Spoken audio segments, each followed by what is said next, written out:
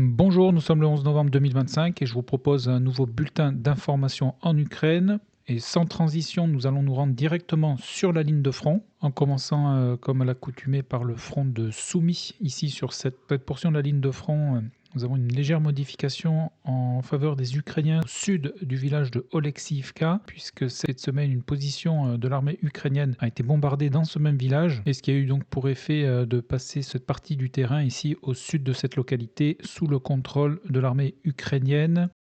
Et en termes de géolocalisation de matériel détruit, sur cette partie du front de Soumy, nous avons ici un M113 de l'armée ukrainienne qui a été, ou précisément sa carcasse, qui a été filmée ici dans la journée du 27 octobre.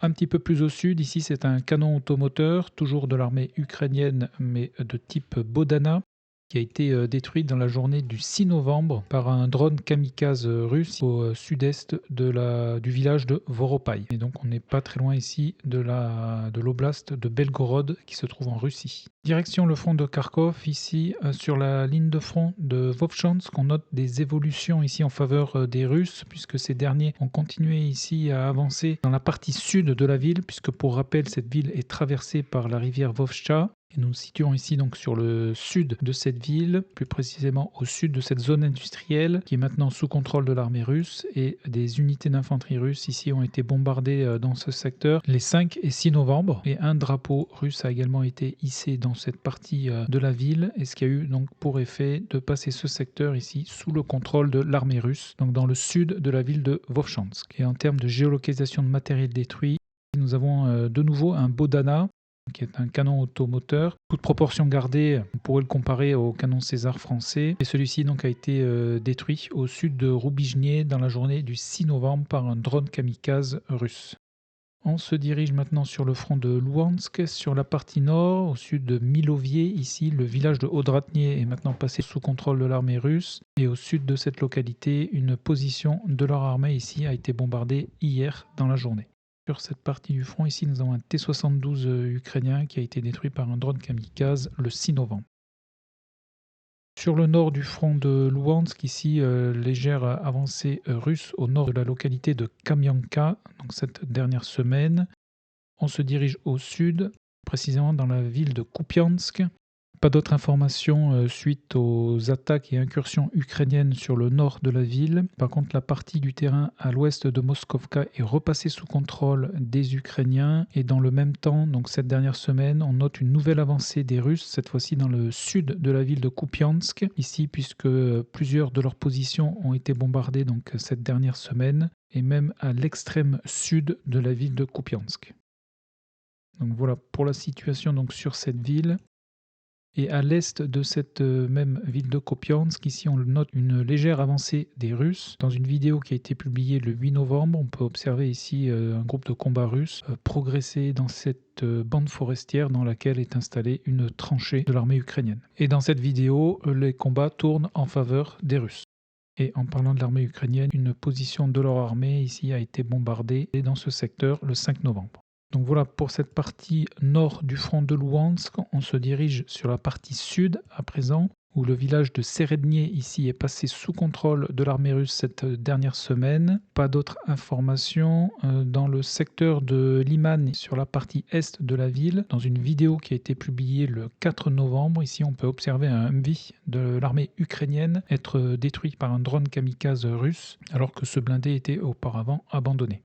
On continue, nous arrivons maintenant sur le front de Siversk où on note une présence russe dans le village de Dronivka ici, puisque une de leurs positions a été bombardée dans cette même localité le 8 novembre. Et sur le front de Siversk, on note une avancée des Russes sur la partie sud de la ville de Siversk. Les Russes se rapprochent inexorablement de la ville de Siversk. Dans une vidéo qui a été publiée le 9 novembre, des éléments d'infanterie russes investissent et attaquent cette tranchée qui est occupée par des soldats ukrainiens. Donc cela a eu pour effet d'étendre la zone grise en défaveur de la zone précédemment sous contrôle de l'armée ukrainienne. Un petit peu plus au sud, et hier dans la journée, c'est une position de l'armée ukrainienne qui a été bombardée dans cette bande forestière. Et il y a 5 jours, ici, le 6 novembre exactement, l'infanterie russe ici a détruit un abri souterrain qui était occupé par des fantassins ukrainiens. Donc nouvelle avancée cette dernière semaine pour les Russes en direction de Siversk. où ici un VBL, plus précisément un Max Pro, a été détruit le 1er novembre par un drone kamikaze russe. Et sur la partie sud, pas d'informations depuis la dernière vidéo. Donc je dézoome pour bien vous montrer où on se situe. On est dans l'oblast de Donetsk, donc qui est délimité ici par ce trait noir que vous pouvez voir ici à l'écran. Et on se dirige maintenant sur Chassifiar, où on note des avancées de part et d'autre. Alors les Russes ici ont sécurisé les abords sud du village de Maïské, qui se situe donc au nord de Chassifiar. Et dans le même temps, et sur la partie sud de Chassifiar, une position ukrainienne a été bombardée dans ce quartier le 9 novembre, quartier qui se situe au sud de la ville de Chassifiar et qui était précédemment sous contrôle de l'armée russe. Ville qui est donc toujours disputée, mais maintenant sur la partie sud et dans ce quartier exactement. Et ces événements ici ont eu pour effet de passer ce quartier de la ville de Chassifiar sous contrôle de l'armée ukrainienne.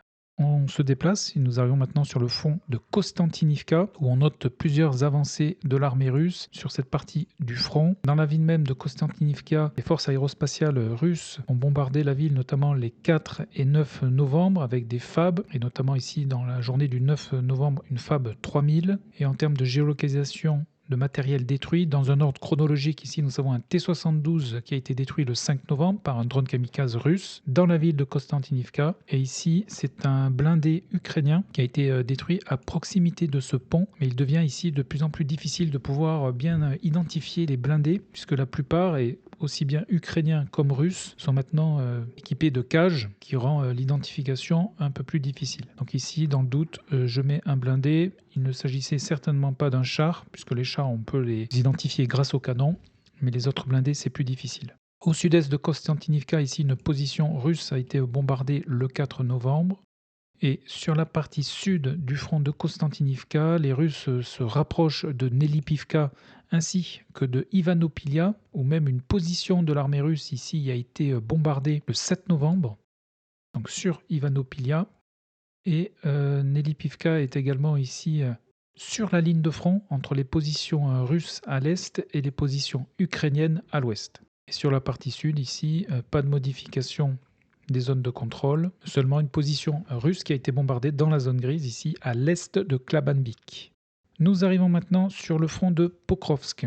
Alors on va commencer avec la partie nord ici où des géolocalisations ont été réalisées cette dernière semaine. Ici un dernier BMP-3 a été identifié et géolocalisé suite aux attaques blindées des Russes sur la fin du mois d'octobre. Et les Ukrainiens ici ont perdu un Max Pro qui a été détruit par un drone kamikaze le 6 novembre. Ensuite dans le secteur de Chakovier que je laisse actuellement dans la zone grise puisque plusieurs géolocalisations ont été réalisées dans ce secteur. Tout d'abord les 4 et 5 novembre on peut constater une présence de l'armée ukrainienne dans ce secteur puisque plusieurs de leurs positions soit ont été bombardées soit attaquées par des drones kamikazes. Et hier dans la journée, donc du 10 novembre, une vidéo a été publiée dans laquelle on peut voir des fantassins russes dans ce secteur. Donc avec ces informations, je maintiens le secteur donc compris entre Chakovier et Volodymyrivka dans la zone grise.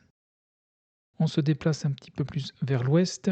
Ici, on note une avancée ukrainienne, puisque une de leurs positions a été bombardée hier ici dans la journée, et les villages de Zatichok et de Souketchka sont repassés sous contrôle de l'armée ukrainienne dans ce secteur, et ce secteur qui a également été bombardé par les forces aérospatiales russes, ici notamment dans la journée du 4 novembre, et secteur ici qui est sous la responsabilité de la 82e brigade aéroportée ukrainienne. On se déplace vers le sud, je vais maintenant dézoomer pour bien vous montrer où on se situe. Nous avons la ville de Pokrovsk qui est ici, Kostantinivka, Donetsk se situe un petit peu plus au sud, ici exactement. Donc sur Pokrovsk, comme vous pouvez le constater, la situation de l'armée ukrainienne ne s'améliore pas. Et au contraire, cette dernière semaine, ce sont encore les Russes qui ont gagné du terrain.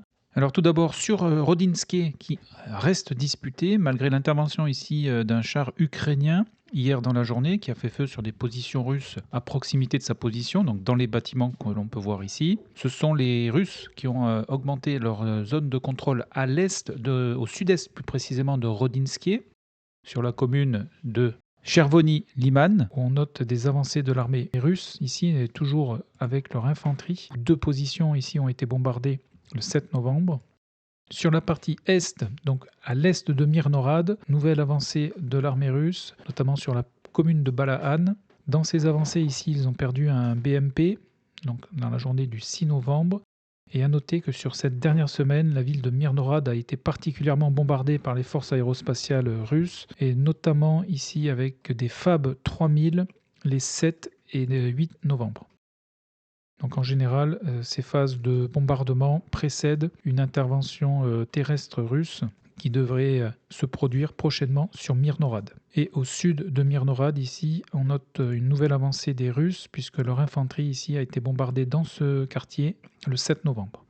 Sur la partie sud, ici, je n'ai pas noté de modification cette dernière semaine. Et enfin, sur la ville de Pokrovsk, de nouvelles géolocalisations ont été réalisées, avec tout d'abord une vidéo qui a été publiée et géolocalisée hier, montrant une colonne russe progressant depuis le sud de Pokrovsk en direction du centre-ville. Et cette colonne est composée donc d'infanterie, de véhicules légers, comme vous pouvez voir ici sur la vidéo, ainsi que de motards. On peut également observer au passage les conditions atmosphériques, donc ici de brouillard, qui permet donc aux unités russes de pouvoir progresser plus rapidement tout en n'étant pas inquiétés par les drones kamikazes ukrainiens.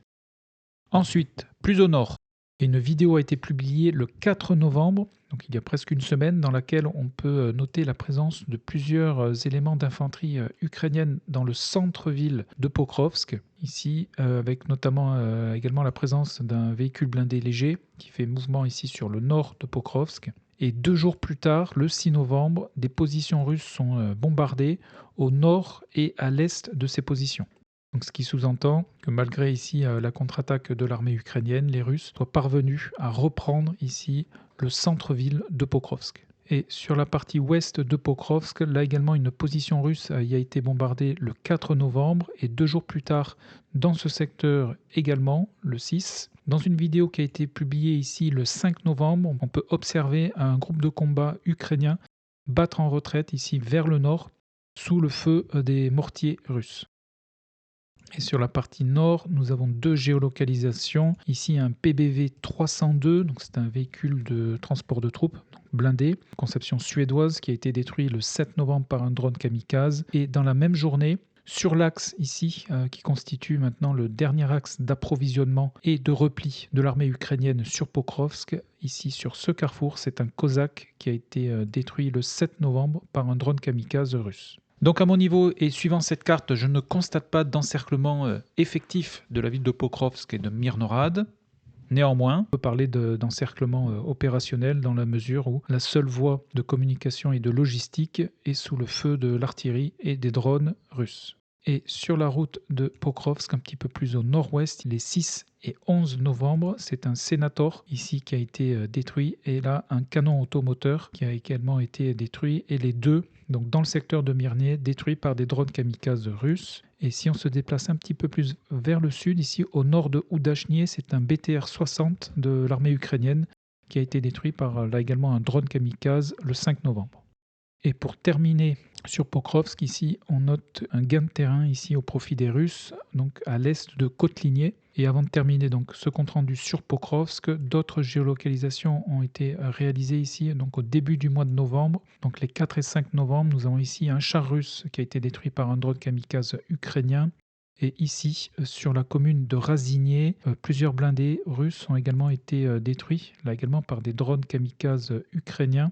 Donc nous avons 2 BMP et un autre blindé russe que je n'ai pas pu identifier. Donc ici, 3 blindés qui ont été détruits.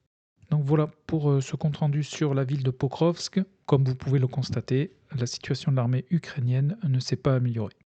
Nous arrivons maintenant sur le front de Dnipro avec une nouvelle avancée russe ici dans le secteur du village de Dachnie, poussée qui est actuellement constatée au nord de Dachnie en direction de Filia, village qui est maintenant sous contrôle de l'armée russe depuis un mois maintenant.